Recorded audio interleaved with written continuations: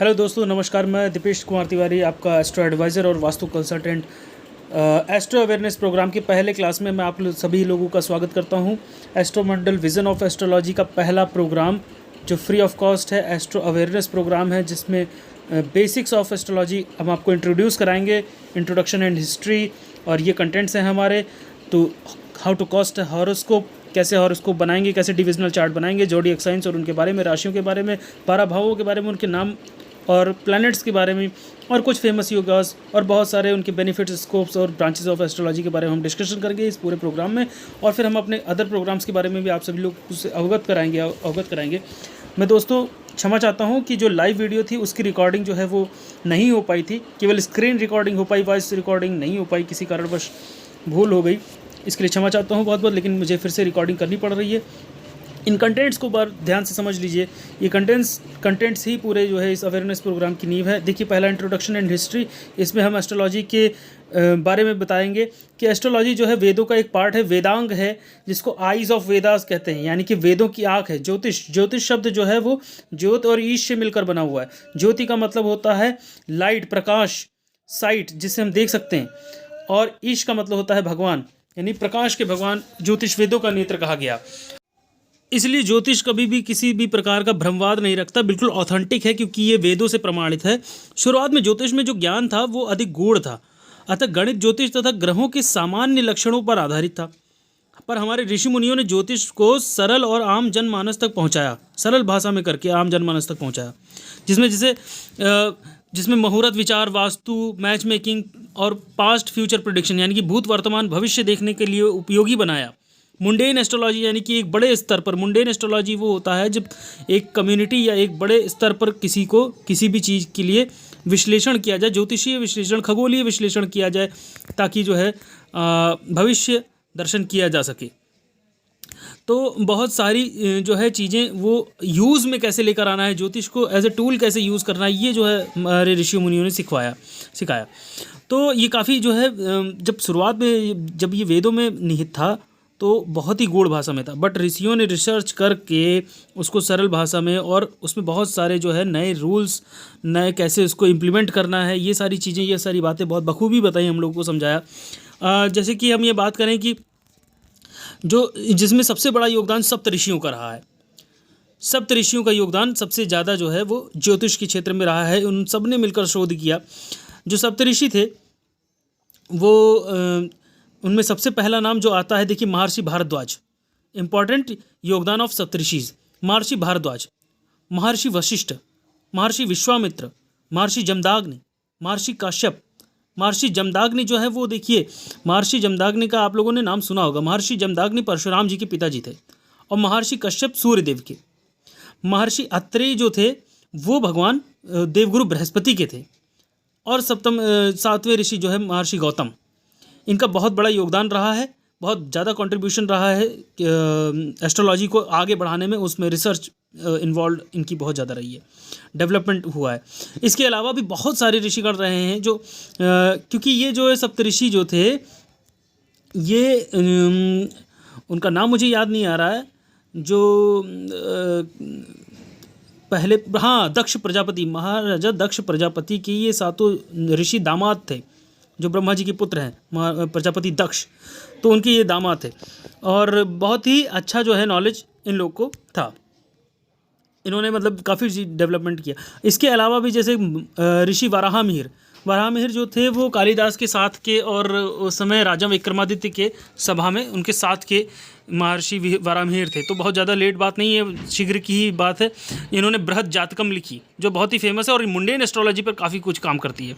महर्षि पराशर का योगदान तो भूल नहीं सकता, क्योंकि महर्षि पराशर का ही जो लिखा हुआ है होराशास्त्र, बृहद पराशर होराशास्त्र, BPHS, ये जो है BPHS, यही पराशर ऋषि के जितने भी नियम कानून हैं वो एस्ट्रोलॉजी के, वही तो हम लोग आजकल पढ़ते हैं। ये जो महादशा, विंशोत्री, अष्टोत्री, ये सब महादशा महर्षि पराशर के सारे नियम ये इन्हीं के दिए हुए हैं। महर्षि जैमिनी, देखिए, जैमिनी सिद्धांत एक अलग है, जैमिनी सिस्टम है जिसमें योगिनी दशाएं, चर दशाएं वगैरह इन्वॉल्व हैं उसमें। और नारद जी का बहुत बड़ा योगदान रहा है। मुनि नारद की मुनि के बारे में तो सभी लोग जानते हैं, जिन्होंने नारद संहिता लिखी। अच्छा, कहा जाता है कि नारद जी का जो है पामिस्ट्री पे बहुत गहरी पकड़ थी, उनसे ज़्यादा पामिस्ट्री के बारे में कोई नहीं जानता था। बट उन्होंने एक जो नारद संहिता लिखी, अब ये ऑथेंटिक मार्केट में है कि नहीं है ये नहीं कहा जा सकता, मेरे ख्याल से तो ये नहीं है, क्योंकि नारद संहिता में बहुत गूढ़ बातें, और पामिस्ट्री के विषय में अगर आज आप जाते हैं तो केवल कीरो की किताब मिलती है, और वो मुझे बहुत ज़्यादा समझ में नहीं आती। अच्छा देखिए, कुछ फेमस किताबें कैसे जातक पारिजातम, फल दीपिका, लघु पराशरी, लाल किताब, ताजिक नीलकंठी, ये सारे जैसे वो हैं। क्षमा कीजिएगा, पीछे जो है 5वें नंबर पे भृगु महर्षि छूट गए, जिन्होंने भृगु संहिता लिखी है।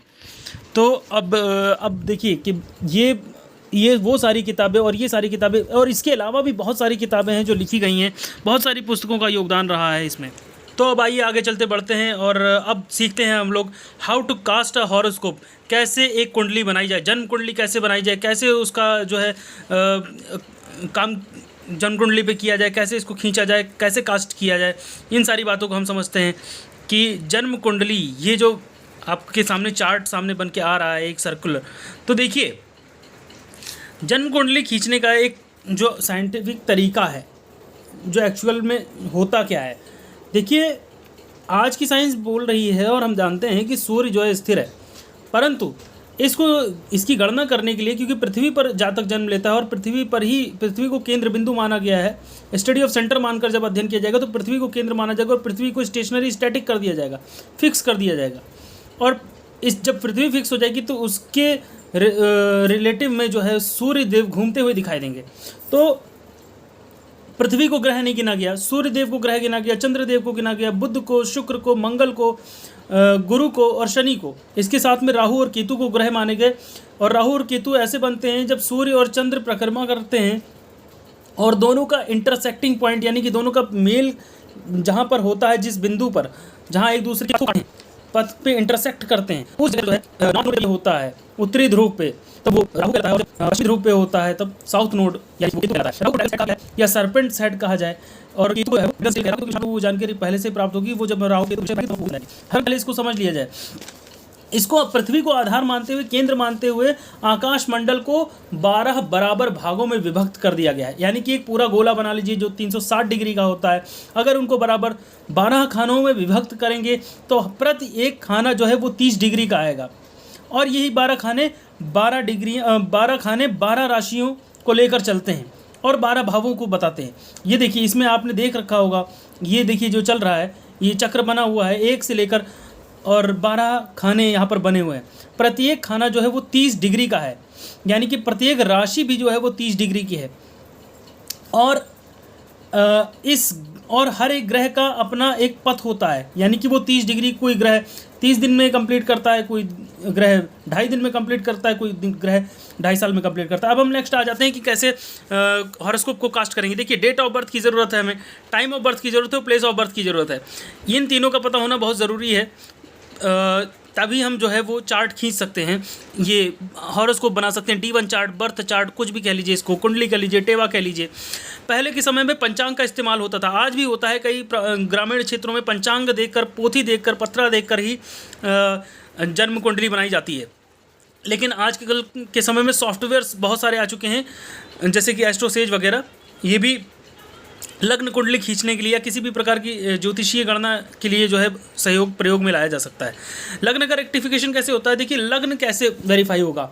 सीधी सी बात है, जिस समय जिस जातक जिस अक्षांश ध्रुव पे और longitude latitude place of birth से निकालते जो हम, वहाँ पर जहाँ जन्म लिया है उस समय में पूर्व दिशा की तरफ आकाश मंडल में कौन सी राशि उदित हो रही थी, वही राशि लग्न राशि कहलाती है, और वही राशि लग्न में पड़ती है, वही लग्न कहलाता है। उस समय पे जन्म लग्न का सबसे ज़्यादा इफेक्ट जातक पर पड़ता है, और लग्न में पड़ी हुई राशि जो है वो लग्न राशि कहलाती है। हो सकता है राशि में ग्रह हो सकता है उस समय ग्रह ना हो, तो वो सब बात की बात है, वो बाद में समझेंगे। वहीं से उठा करके, जैसे मान लीजिए कोई जन्म ले रहा था, उस समय पूर्व दिशा की तरफ तुला राशि उदित कर रही थी, तो तुला राशि यानी कि 7 नंबर को लग्न में डालकर फिर उसके बाद से 7, 8, 9, 10, 11, 12 और फिर 1, 2, 3, 4, 5, 6, 7 इस तरीके से हम लोग एक पूरा चार्ट बना लेते हैं और वो खींच लेते हैं, और तब हमें समझ में आता है कि चार्ट ये क्या कह रहा है। ये हो गई राशि की बात। लग्न के आपकी जो जिसे नाम निकाला जाता है, नामाक्षर राशि होती है, वो चंद्र की होती है, यानी कि चंद्र जिस राशि में बैठा होता है, जिस समय आपका जन्म हुआ होता है, वही आपकी राशि जो है कहलाती है। जो हम लोग राशिफल देखते हैं वो राशि उसी के बारे में बात की जाती है, लग्न राशि के बारे में कम बात की जाती है। मैच मेकिंग, हॉरोस्कोप मेकिंग में भी वही चंद्र राशि का ही सबसे बड़ा हाथ है, उसी से नक्षत्र निकाले जाएंगे, उसी से सारी गणनाएं फलित होती हैं। तो ये बात हो गई आपके कैसे आपने लग्न निकाला और लग्न कुंडली शोधित की। तो आइए चलिए बढ़ते हैं हम नेक्स्ट अपने चैप्टर की तरफ, जिसमें ज़ोडिएक साइंस और उनके स्वामी यानी कि राशियाँ और उनके स्वामी का क्या प्रभाव है और क्या है ये सब। तो देखिए काल पुरुष की कुंडली को माना गया है कि पहली राशि मेष राशि, काल पुरुष का सर यानी कि मेष राशि जो है वो सर को रिप्रेजेंट करती है। मेष राशि के जो स्वामी हैं वो मंगल देव हैं। मेष राशि को इंग्लिश में एरीज कहते हैं। और रैम का सर, रैम एक जानवर है, हिंदी में हम लोग गांव की भाषा में जानते होंगे, रैम भेड़ा होता है जिस वो अपने सर से टक्कर मारता है, लड़ाई लड़ता है, वो जानवर रिप्रेजेंट करता है। अग्नि तत्व की राशि है मेष राशि, बहुत ही गर्म राशि है और बहुत ही जो है वो सेल्फ डिपेंडेंट है, हाईली एक्टिव है, हाईली रिएक्टिव है, यानी कि अगर इसको कोई छेड़ दे तो ये उसको छोड़ेगा नहीं। शो ऑफ नेचर है इसका, स्ट्रेंथ, फिजिकल स्ट्रेंथ और एनर्जी को रिप्रेजेंट करता है। इनिशिएटर है क्योंकि पहले नंबर की राशि इसलिए सबसे पहले खड़ा रहता है, फ्रंट लाइन में खड़ा रहता है, रिप्रेजेंटेशन करता है। मूवेबल है, लगातार गति है, फास्ट है, क्विक है, बहुत क्विक है, फास्ट है। 4 लिम्स का है, 4 पैर हैं इसके, इसलिए चतुष्पाद कहा जाता है इसे। दूसरी राशि के बारे में बात करेंगे, वृषभ राशि। वृषभ राशि को इंग्लिश में टॉरस कहते हैं। एनिमल सिंबल है बुल का फेस यानी कि सांड यानी कि ऑक्स कह सकते हैं उसका फेस। इसके जो स्वामी ग्रह हैं वो हैं शुक्र। इसका एलिमेंट है अर्थ। देखिए मेष राशि का अग्नि तत्व था, वृषभ राशि अर्थ एलिमेंट पृथ्वी तत्व की है। रूलर इसके हैं शुक्र देव। डिपेंड्स ऑन रिसोर्सेज यानी कि यानी कि संसाधनों को एकत्र करने की बहुत काफ़ी बड़ी राशि है ये। इसका क्षेत्रफल काफ़ी बड़ा है। लेस एक्टिव है और हाईली रिएक्टिव है, यानी कि कम एक्टिव है। जैसे कि आप देखते हैं बैल कम एक्टिव रहते हैं लेकिन उनको कोई छेड़ दे तो फिर वो छोड़ते नहीं हैं, इसलिए हाईली रिएक्टिव है। ब्यूटी शोइंग है, ब्यूटी शो करती है। रिसोर्सेज मैनेजमेंट एंड स्टोरेज और एंड प्रिजर्वेशन, ये सारी बातों को जो है वो अपने अंदर रखती है। स्पेसफुल है यानी कि बहुत बड़ी है, लार्ज है, काफ़ी रिजर्व है और ग्रोइंग है, लगातार ग्रो करती है। फिक्स्ड है, नॉन मूवेबल है यानी कि मूव नहीं करती, अचर है, स्थिर है और 4 पैर है, चतुष्पाद है इसके भी। तत्व जो है पृथ्वी है और ये फिक्स्ड राशि है, मूवेबल नहीं है। फिर आते हैं हम तीसरी राशि की तरफ जिसको कहते हैं मिथुन राशि, इंग्लिश में कहते हैं जेमिनाई। और ट्विंस, 2 ब्रदर सिस्टर्स, 2 जोड़ों को डिनोट करती है, भाई बहन या दोस्त। और इसके जो स्वामी ग्रह हैं वो है बुध देव। इसका तत्व वायु तत्व का है, इसके रूलर जो है मरकरी हैं, मैंने बता दिया। और ये दर्शाती है बॉन्डिंग और इंटरेक्शन, हाथ मिलाना यानी किसी के साथ समझौता करना, किसी के साथ मित्रता करना। 2 पैर हैं, पेयर में है, इसके लिए ये द्विपाद और चतुष्पाद, द्विपाद के 2 पैर हैं, 2 वो हैं जोड़े। कुल मिलाकर घुल मिलकर रहना चाहती है और चालाकी है इसके अंदर और शॉर्टकट पैसेज है, इसलिए ये एक पहली बात तो ये वायु तत्व की राशि इसलिए बहुत चंचल है। चौथी राशि पे आ जाते हैं, कर्क राशि, जो कि इसका एनिमल सिंबल है कैंसर यानी कि कर्क और इसके स्वामी है चंद्रदेव। अब देखिए चंद्रदेव केवल कर्क राशि के स्वामी हैं और ये दिखाता है केकड़ा और कई पाद है, मल्टी लिम्स हैं, बहुपाद ये राशि है। और वाटरी साइन है यानी कि जल तत्व है इसके अंदर। हाईली एक्टिव है बट नॉर्मली रिएक्टिव है। फ्लोइंग नेचर है इसका। नर्चरिंग, प्रोटेक्टिंग, कंजर्विंग यानी कि बचाना, संरक्षण देना। कंफर्ट जोन को दिखाती है। सेल्फ रिलायबल है, मल्टी लिम्स है, या तो अपना बना लेंगे या तो उसके साथ हो जाएंगे। मूवेबल है, लगातार मूव करती है, चर स्वभाव है।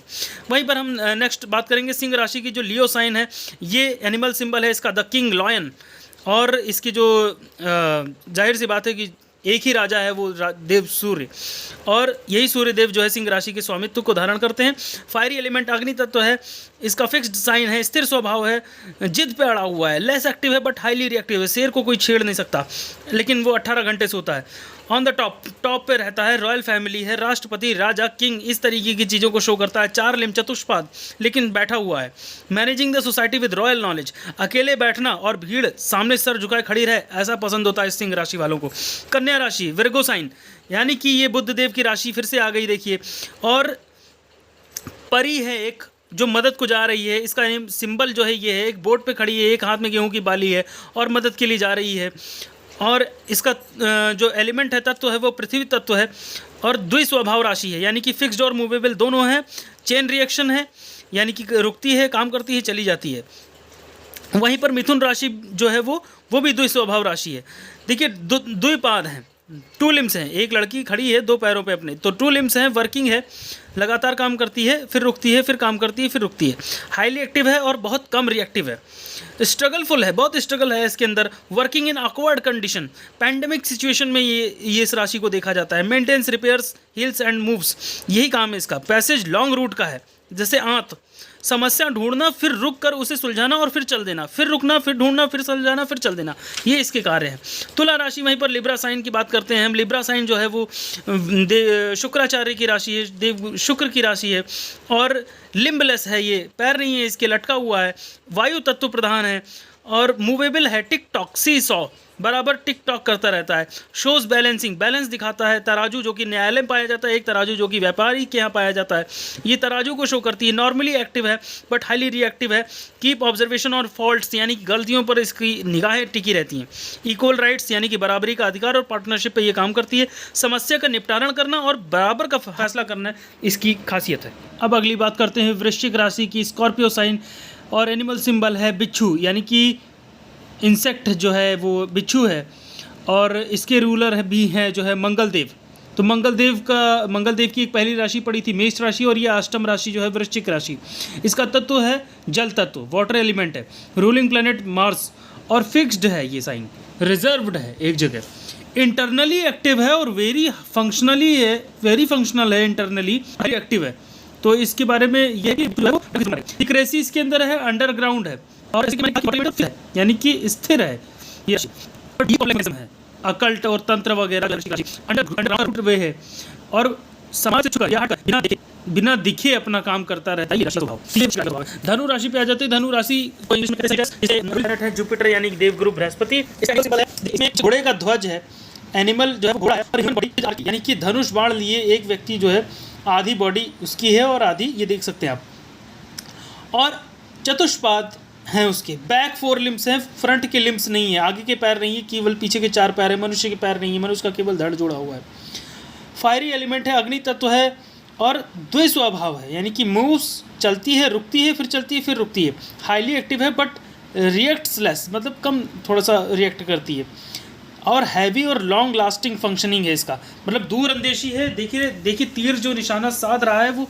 ये दर्शा रहा है कि दूर तक जो है वो चलना है और दूर तक निशाना लगाना है, लंबे लक्ष्य की तरफ है अग्रसर, और फिलॉसफी और पॉलिसीज़ और रूल्स, किंग मेकर, इस तरह की चीज़ का ये समर्थन करती है। समाज में रहकर एक दिशा देना और समाज को एक विकास के साथ वृद्धि देने का ये राह दिखाती है ये राशि। तो काफ़ी शुभ राशियों में से, और जिस तरीके की वृषभ राशि थी काफ़ी जो है बड़ी राशि थी, इसी तरीके से धनु राशि भी काफ़ी स्पेसफुल है, काफ़ी बड़ी है। अब नेक्स्ट बात करते हैं मकर राशि की। मकर राशि को इंग्लिश में कैप्रिकॉर्न कहते हैं।